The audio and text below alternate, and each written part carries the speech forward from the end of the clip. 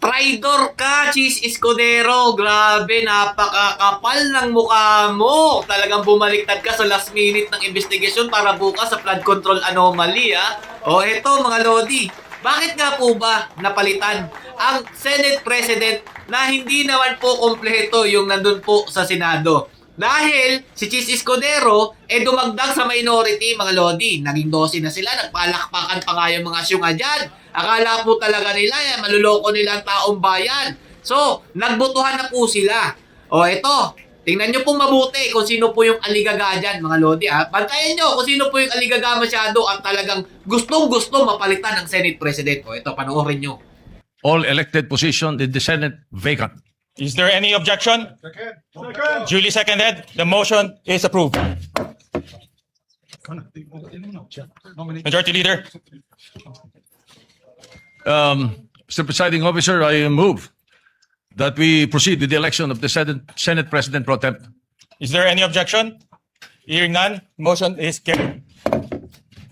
I hereby move and nominate Senator Sherwin Gatchalian as the Senate President Pro Tempore. Bagong Senate President si Gatchalian, mga Lodi, ha? O, napansin nyo kung sino yung aligaga. Tingnan nyo mabuti. Is there any objection?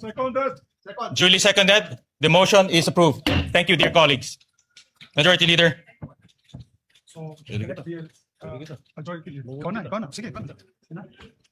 Mr. Presiding Officer, I move that we elect Senator Juan Miguel Subiri as Chairman of the Committee on Rules.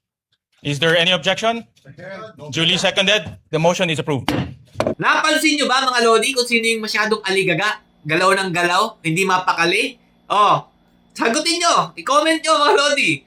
Pero kung sasagutin ko na, si Mig Subiri, halatang halata na gusto agad mapalitan ang Senate President. Nasa rules ba po ito?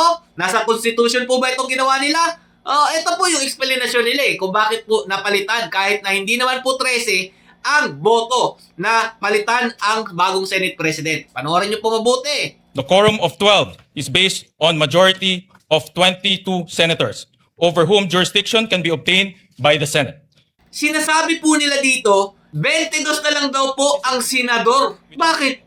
Wala na po ba si Senator Bato? Si Senator Jingo Estrada? Paano nyo nasabing hindi na sila senador ngayon? Kaya ba 12 is allowed na para mapalitan ang Senate President? Diba napakagago talaga? Wala na sa ayos tong administrasyon ni Bongbong Marcos Jr.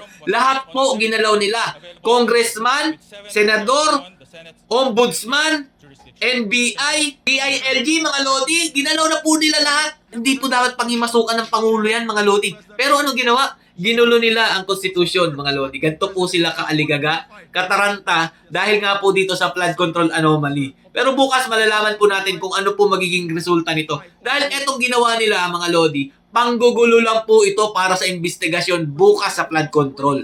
Dahil nga po, etong nasa minority, karamihan po dyan masasagasaan ng investigasyon. Lalo ka na Subiri, Erwin Tulfo, yung Soto, at yung Ping Lacson, na di umano, tinuturo ng 18 Marines, mga Lodi. Ngayon, tanungin ko kayo, tama po ba? Makatarungan po ba ang ginagawa nitong administrasyon ni Bongbong Marcos Jr.? Para sa akin, hindi.